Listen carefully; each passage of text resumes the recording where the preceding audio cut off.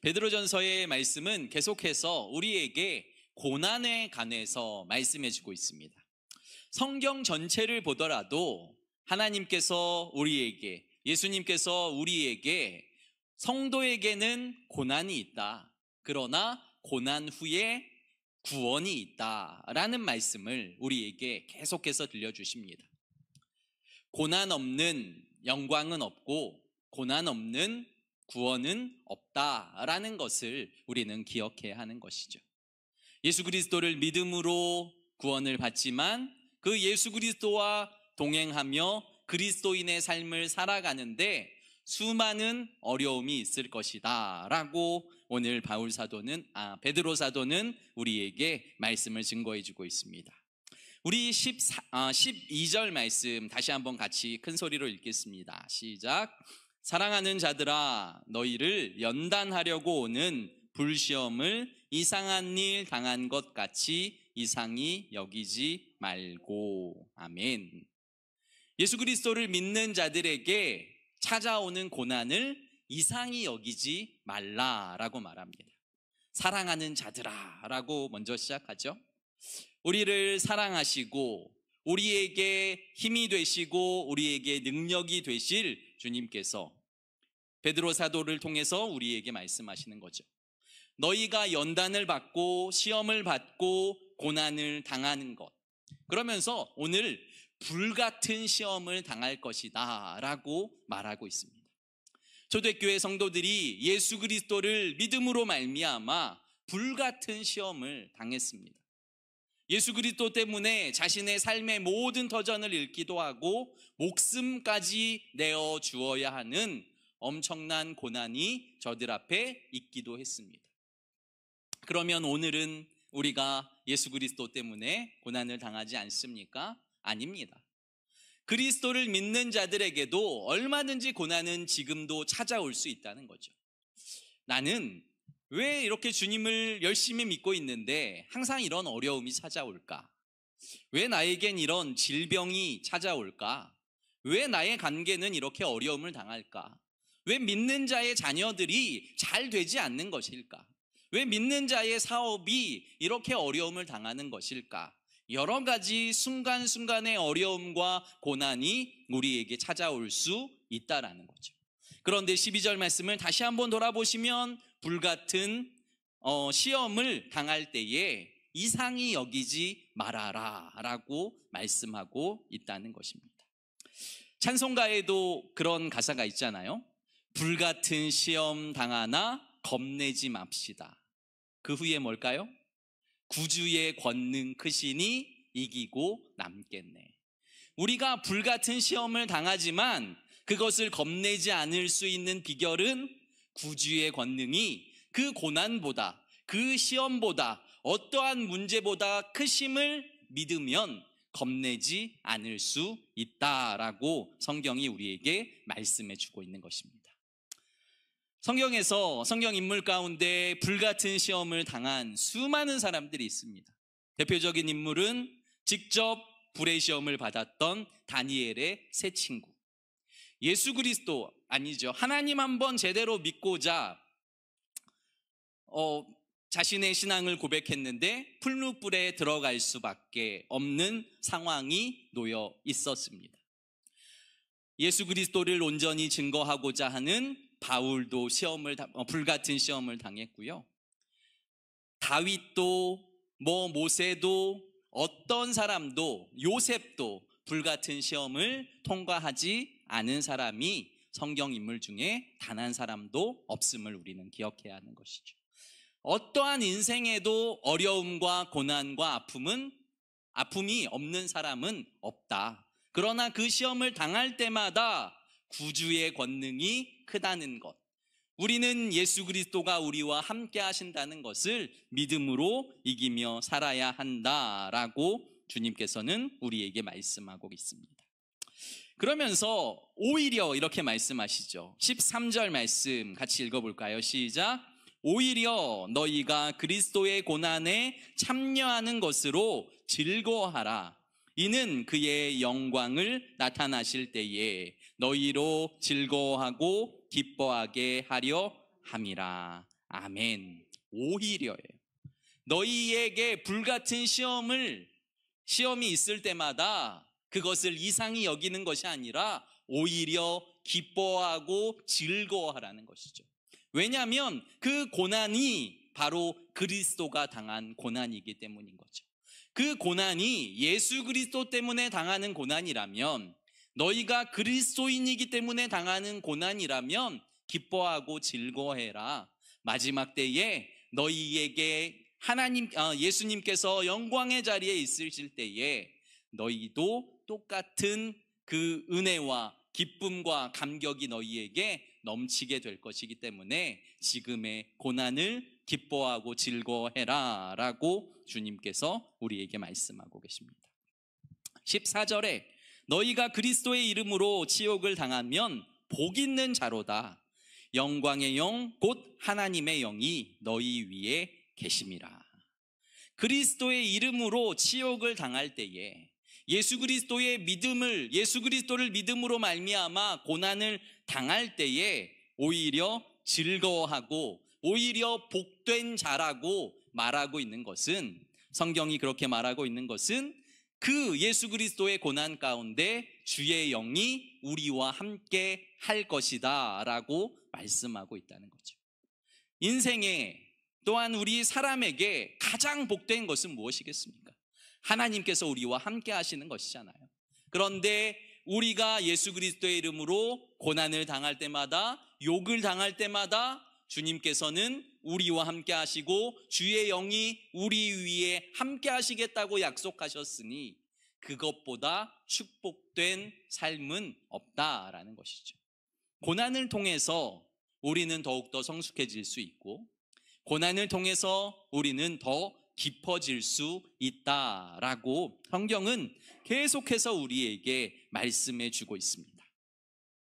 전도를 할 때에도 예수 믿으면 잘 살게 됩니다. 예수 믿으면 건강해집니다. 예수 믿으면 다 잘 될 것입니다 라고 말하면 사실 좋겠지만, 예수님도 그렇게 전도하신 적이 없고요, 어떤 제자들도 그렇게 전도한 적이 없습니다.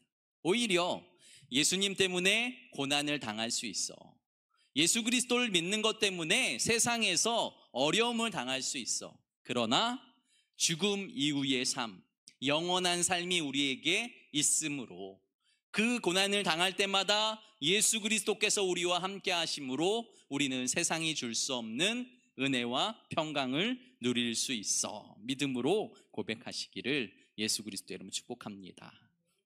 고난 중엔 우리가 그리스도인으로 당하지 않는, 그러니까 그리스도 때문에 당하지 않는 고난들도 있다는 거죠. 15절이 그것을 말해주고 있습니다. 15절, 너희 중에 누구든지 살인이나 도둑질이나 악행이나 남의 일에 간섭하는 자로 고난은 받지 말려니와.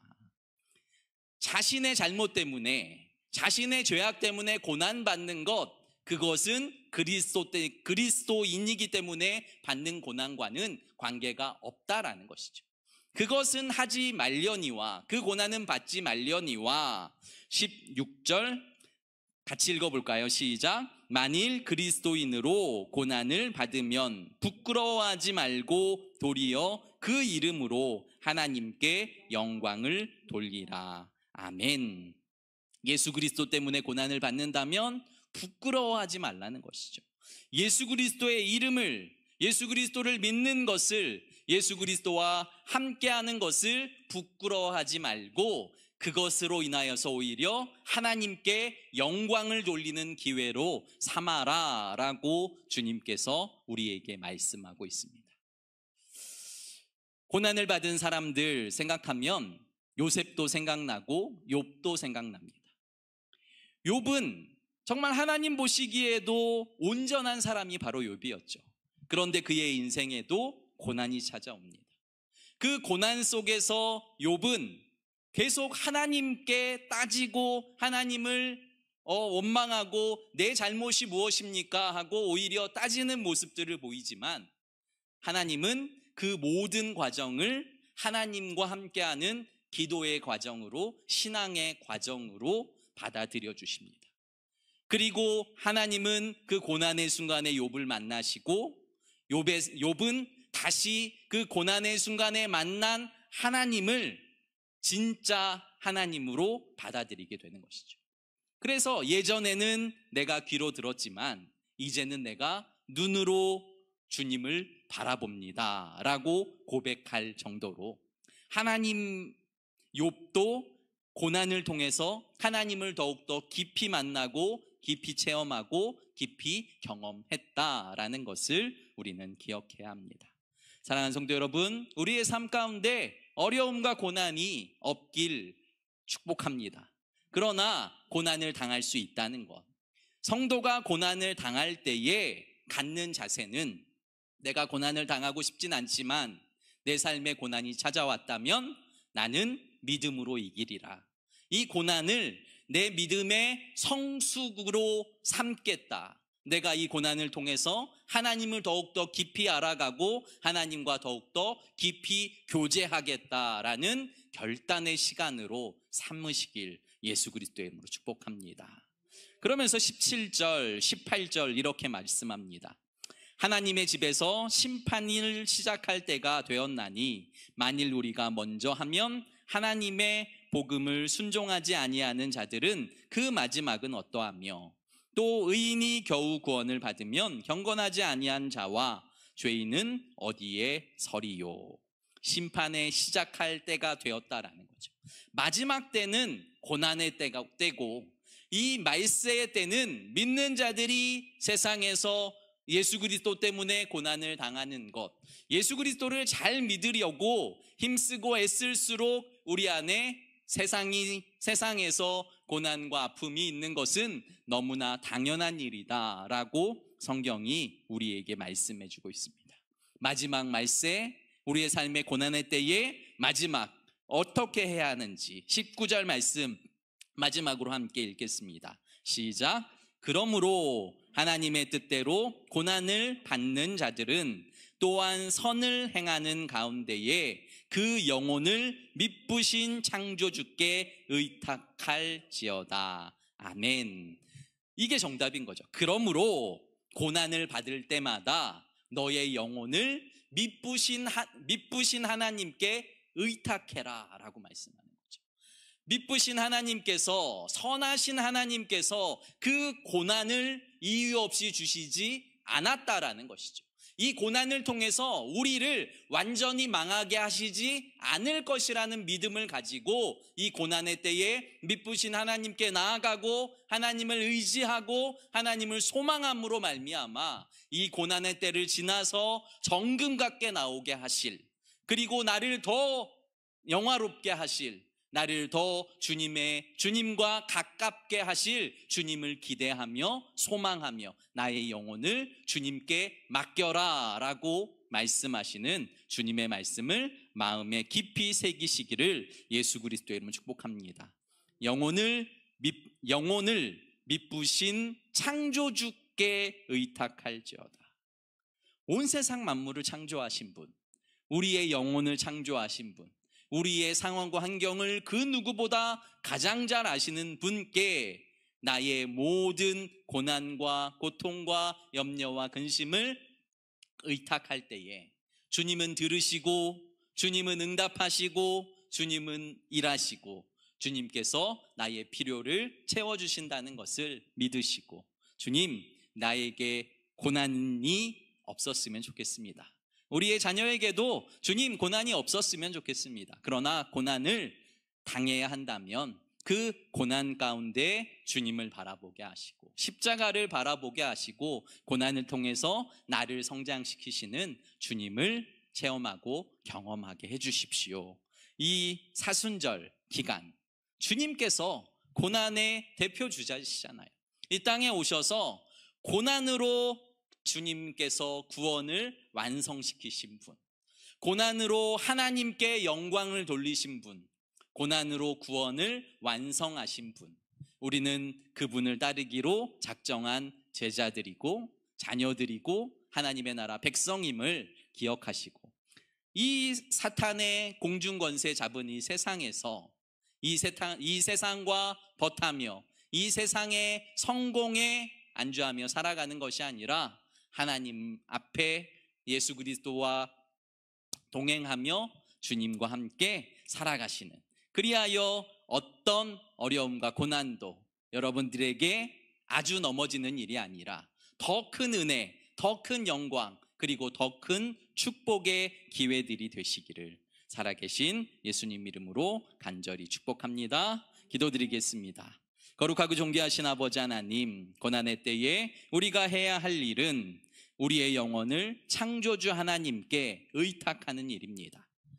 주님께서 우리의 고난의 때에도 우리와 함께 하시며 우리의 상황과 환경을 지켜보시며 우리에게 말씀하십니다.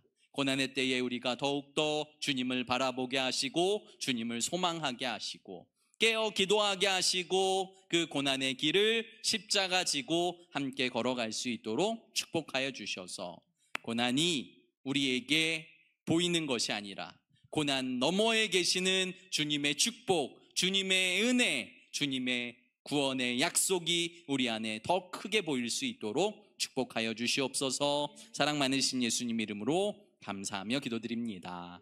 아멘.